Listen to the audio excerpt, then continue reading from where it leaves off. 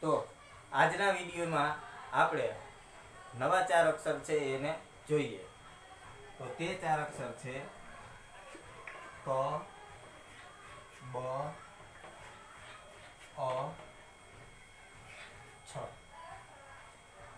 આ 4 અક્ષરો છે એનો આપણે વારંવાર અભ્યાસ કરીશું. ક, બ, અ, છ.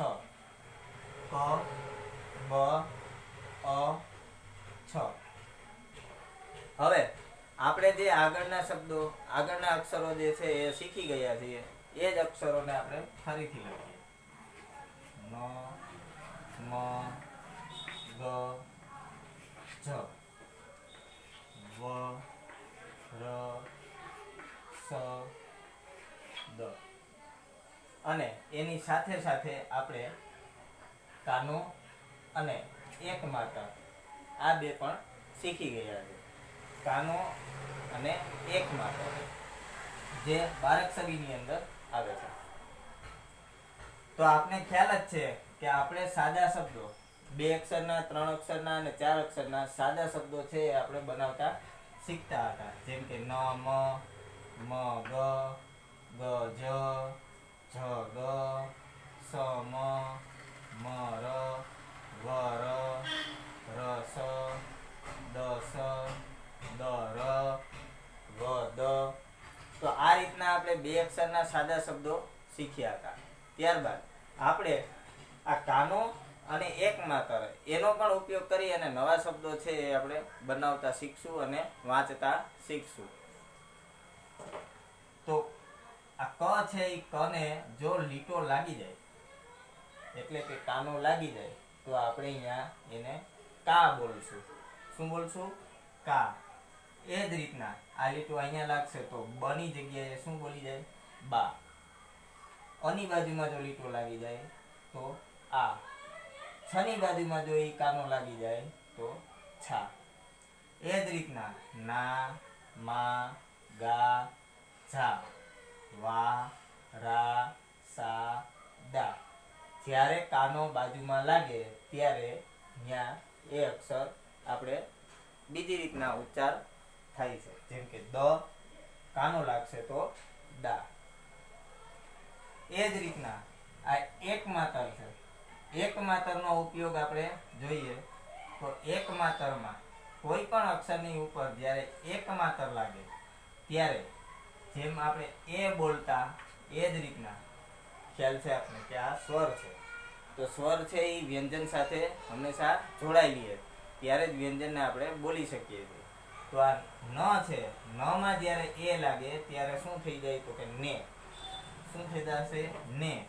તો એ જ રીતના મને એક માત્ર લાગે તો મે, ગને એક માત્ર લાગે તો ગે, જને એક માત્ર લાગે તો જે, વે, રે, સે, દે. એ જ રીતના કને એક માત્ર લાગે તો કે, બને એક માત્ર લાગે તો બે, અને એક માત્ર લાગે તો એ, અને છને એક માત્ર લાગે તો છે. તો આપણે આ રીતના ઘરની અંદર તમારી નોટબુકની અંદર આ 4 અક્ષરો છે એ 4 અક્ષરોનો આપણે વારંવાર અભ્યાસ કરશું.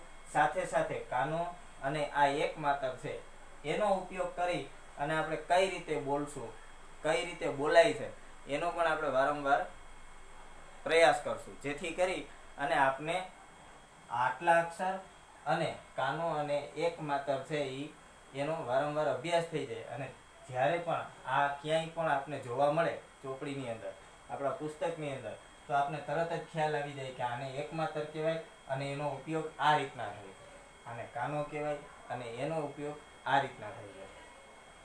અને ત્યારબાદ આપને સરળતાથી શબ્દો પણ બનાવતા આવડી જાય છે.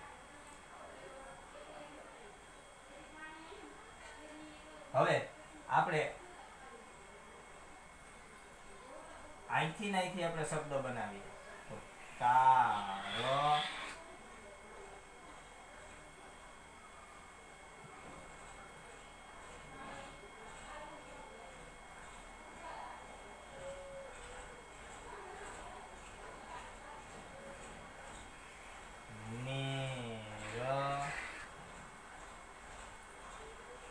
પછી વકાર,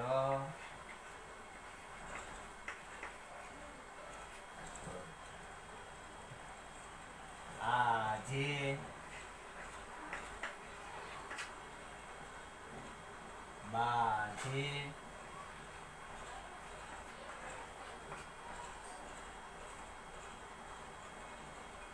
મેષ,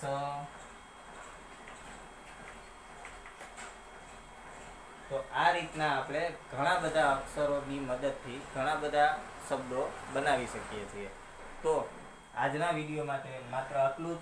ખાસ કરીને આપણે એક કાનો અને એક માત્ર આ બે અક્ષરનો વારંવાર ઉપયોગ કરશું. આપણા જે આ 12 અક્ષરો શીખેલા છે 12 અક્ષરોનો વારંવાર ઉપયોગ કરશું અને એના આધારે બનતા નવા જેટલા શબ્દો છે એ બધા શબ્દોનું આપણે સતત પ્રયત્ન કરશું, પ્રેક્ટિસ કરશું, જેથી કરી અને આપને સરળતાથી ગુજરાતી ટૂંક સમયની અંદર અને થોડા થોડા અક્ષરોથી આવડતું જાય.